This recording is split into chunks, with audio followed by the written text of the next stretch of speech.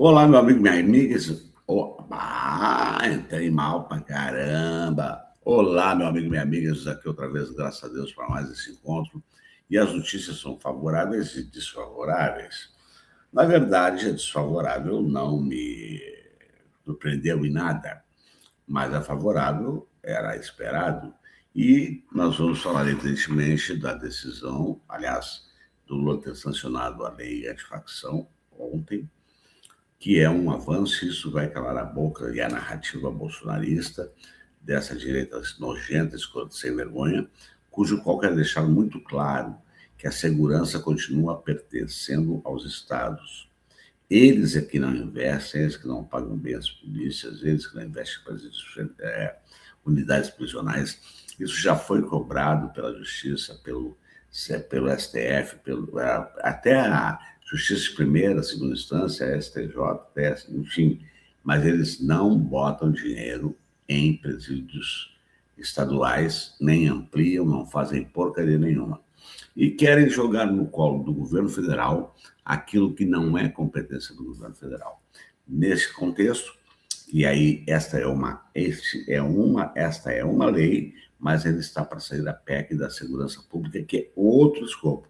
Aí o governo federal entra diretamente nessa jogada, fazendo a chamada tripartite: município, estado e governo. Mas a grande verdade é que foram 5 presídios federais, com todos eles construídos, 4 no governo Lula, 1 no governo Dilma. Há espaço para mais prisioneiros de alta periculosidade, há exemplo do narcotráfico, como está lá o Marcola, o Fernando Beiramar e outros. Mas e alguns deles estão em presídios estaduais, ainda que aos chamados presídios de segurança máxima, mas não é a máxima, que é o presídio federal, que eu já mostrei aqui para vocês como é que estava a vida do Vocaro num presídio federal. A verdade, então, desculpe, é que ontem houve um evento do Lula ter sancionado essa lei. Então, mas eu vou fazer diferente. Eu vou começar falando sobre a decisão escrota do Nunes Marques e do André Mendonça. Já era sabido, já foi denunciado, quem iniciou esse trabalho, inclusive foi até ter que se fazer justiça, foi o UOL que fez o levantamento todo, as contratações, empresas públicas do Rio de Janeiro, contratações sem concurso, foram algumas centenas de milhares de reais, contratando milhares de pessoas para fazer campanha, cabos eleitorais, ali até tinha gente morta para fazer caixador de campanha, tudo isso. E aí aconteceu que isso virou uma denúncia no TSE e o princípio ativo era a cassação de mandato e inegibilidade. É bem verdade que isso deve ser levado a sério, há muito à risca, e incidiu uma ação penal contra esse cretino chamado Cláudio Castro. A relatora já havia proferido o voto favorável à cassação e à inegibilidade. A cassação automaticamente gera a inelegibilidade. Porém, contudo, todavia, entretanto, estava 2 votos a 0 quando o senhor Cássio Nunes Marques pediu vistas. Ele pediu vistas. E aí entra uma suspeição. Por que ele pediu vistas de algo que está comprovadamente, fartamente comprovado, juntados documentos, tudo, de que o cara não canalha, de que o cara fraudou as eleições de 2022 e etc. Mas a grande verdade é que quando voltou, para surpresa de ninguém, ele simplesmente não viu crime no Cláudio Castro, não viu abuso de poder, não viu desvio de finalidade, ele não viu nada. Foi uma defesa estapafúrdia. E o André Mendonça veio na mesma esteira. Tem barulho aí de caminhão, se você estiver ouvindo, não posso fazer nada, mas é assim mesmo, eu vou seguir o nosso vídeo, tá certo?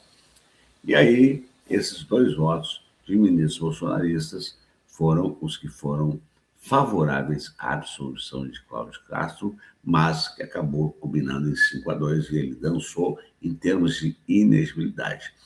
Nessa esteira, eu quero fazer um comentário rápido sobre o que é a segunda turma. Ela não é nada confiável. O André Mendonça não é confiável para estar na relatoria esse caso Master. O Cássio Nunes Marques não é confiável, já teve a retirada do Toffoli, que foi um erro. O Toffoli não estava fazendo nada errado, a imprensa pegou no pé dele, os políticos pegaram no pé dele e outros, fazendo um escarcéu, e entrou esse André Mendonça.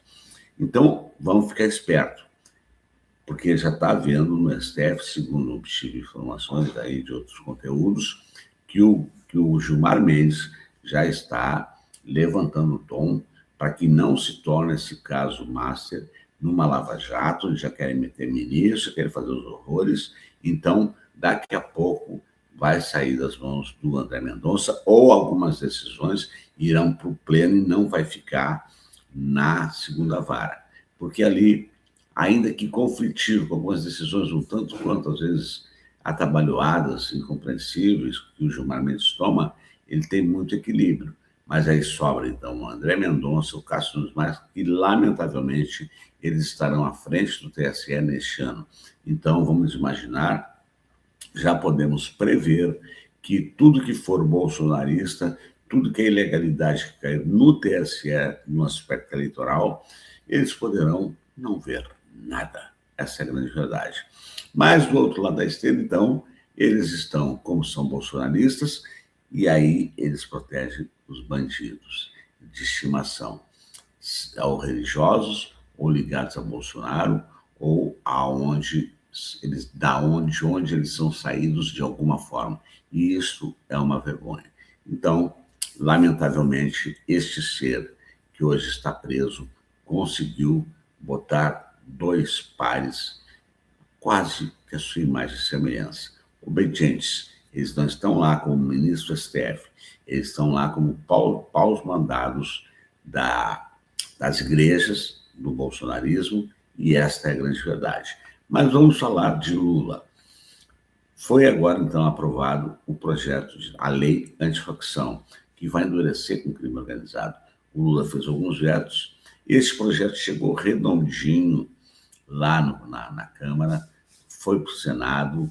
O Alessandro Vieira, que não é força um bolsonarista, tem ódio do Toffoli, tem ódio do Alexandre de Moraes, mas como ele é delegado, ele fez algumas mudanças ou acresceu algumas coisas técnicas que o governo entendeu por bom. Quando chegou na Câmara Federal, o Derrite ou o Renite, aquele escroto do secretário do Tarcísio, que quer senador, mas já está tendo treta, acabou mexendo em tudo, queria botar tudo no mesmo copo, ou seja, prejudicar os movimentos sociais, as minorias, e o Lula disse nananinaná. Então foram feitos alguns vetos, mas a verdade dos fatos é que o governo está chegando com tudo para cima do crime organizado, da parte do andar de cima, como eles têm dito, e nós vamos então ver a fala do presidente Lula no dia de ontem, para que nós não tenhamos dúvida de que o governo está agindo. Contudo, todavia, entretanto, eu quero pedir a você para dar o seu certinho, deixar o seu comentário, compartilhar esse vídeo. Gente, para ajudar o canal a crescer. Assistir até o final, se você já chegou até aqui, já é um bom feito, mas é importante você ir até o final do vídeo.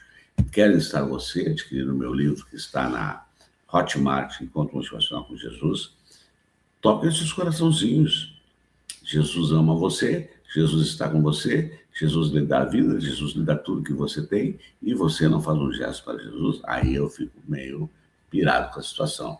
E a chave Pix, que eu vou deixar no comentário final, aliás, eu não deixei ontem, acabei me esquecendo, para quem quiser, puder, se quiser, ajudar o canal a se desenvolver no aspecto financeirinho. E me ajuda a completar as horas para que eu possa ter o canal monetizado. Então vamos nessa, vamos ver o nosso presidente falando e dizendo para a imprensa não esquecer do que eles estavam vendo. Vamos lá. Essa grave. O que significa essa lei? Porque no Brasil se habitua a aprovar uma lei e depois tem lei que pega e lei que não pega. E, portanto, se depender da história do Jugman, essa lei tem que pegar. Veja só, essa lei, ela define organização criminosa ultraviolenta como facção criminosa quando há 3 ou mais pessoas que empregam violência grave, ameaça ou coação para impor controle territorial ou social, intimidar populações ou autoridades, ou atacar serviços, estrutura ou equipamentos essenciais. Também prevê a lei cancelamento do título de eleitor na hipótese de prisão provisória, alterando o Código Eleitoral. Também prevê institui prazo específico para a conclusão de inquérito policial, para não ficar se arrastando para o resto da vida, 90 dias para o indiciado preso e 270 dias para o indiciado que ainda está solto. Prevê recompensa financeira àquele que prestar informações ou fornecer provas relevantes.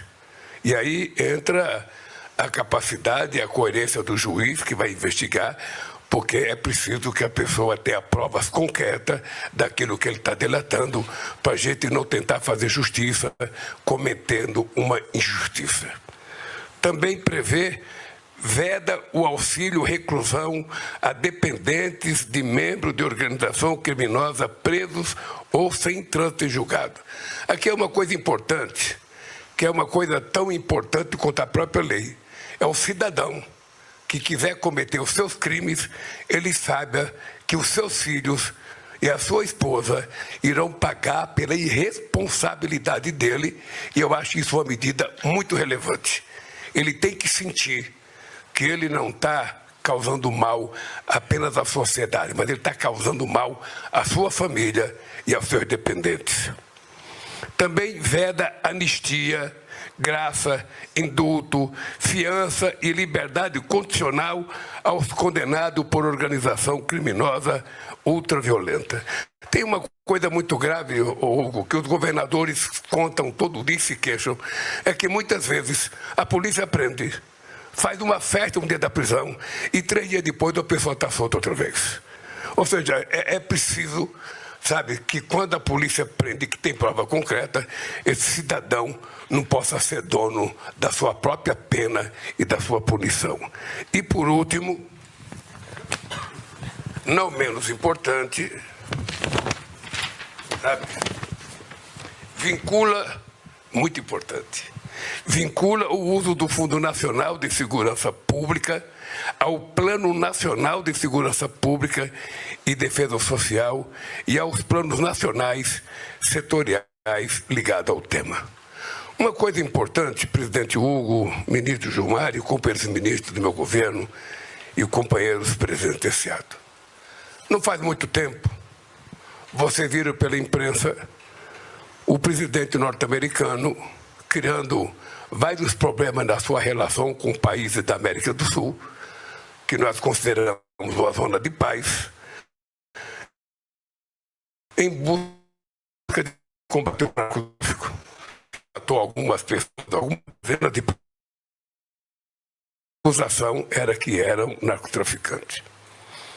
E na conversa que eu tive com o presidente Trump, eu disse para ele que se ele quiser levar muito a sério o combate ao crime organizado e o combate ao tráfico de droga, ao tráfico de armas, o Brasil está disposto a 100% colocar o que nós temos acumulado de expertise com a nossa Polícia Federal, com a nossa Justiça, para que a gente leve isso avante. Nós já criamos uma base da Polícia Federal no estado do Amazonas, na cidade de Manaus, para trabalhar junto com todos os países da América do Sul, que terão representação de delegados nessa base, para que a gente possa vigiar de forma mais consequente a grande, extensiva fronteira que nós temos. Só para se ter ideia, nós temos 16.800 quilômetros de fronteira seca. Não é pouca coisa. Só com a Bolívia nós temos 3.400 quilômetros de fronteira. É maior do que muitas fronteiras que tem em quase todos os países europeus.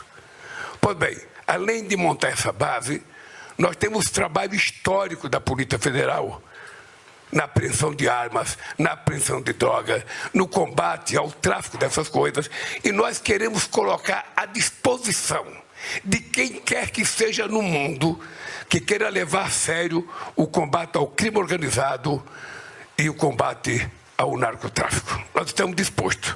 Aqui no Brasil, vocês acompanharam a Operação Carbono, se prendeu, 250 milhões de litros de gasolina, que eram traficadas.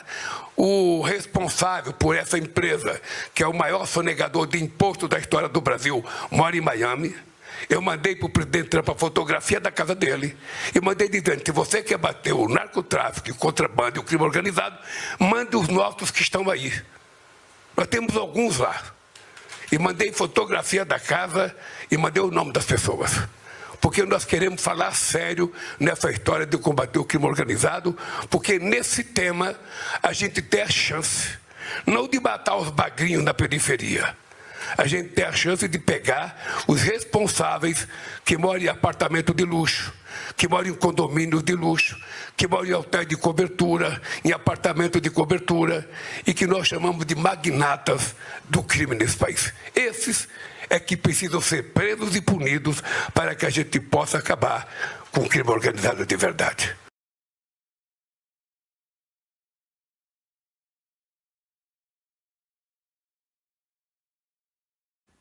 Sem áudio. É para não fazer barulho enquanto está transmissão. Desculpa ali a rodada que deu, mas a internet também é isso aí. Gente, o negócio é o seguinte. A questão que é preciso você fazer o compartilhamento desse vídeo é que os bolsonaristas dizem assim que os presos votavam no Lula. Não. O voto do presidiário que votou em Bolsonaro, votou em quem quer que seja, era aqueles que ainda não tinham chamado trânsito em julgado. Ou seja, eles estavam em julgamento, mas eles não estavam condenados. Então, eles poderiam votar. Agora, então, nem os que estão ainda sem trânsito em julgado poderão mais votar. A outra questão é o auxílio reclusão, que é importante deixar claro que o auxílio reclusão é pago pelo INSS. Via de regra, pessoas que cometeram algum outro tipo de delito, eles têm direito a esse auxílio reclusão. Mas o crime organizado também estava se valendo, porque, de alguma forma, faziam pagar o INSS para entrar com pedido de auxílio reclusão, e agora também acabou. E a maioria desses criminosos serão guardados em presídios federais. Então, é um grande avanço para calar a boca dos bolsonaristas e dessa gente escrota. E, aliás, o Flávio Bolsonaro e o Renite, não é o Derrite, é o Renite, reclamaram porque foi tirado justamente desta lei a parte que criminalizava os movimentos sociais, igualando a pena como de narcotraficantes e do crime organizado, o que é um absurdo, e ele diz que se for eleito presidente, ele vai rever essa lei. É outro canalha sem vergonha, porque ele é ladrão, evidentemente, então posso estar incomodado com tudo que já está sendo feito e com tudo que ainda vai acontecer. Sempre assim.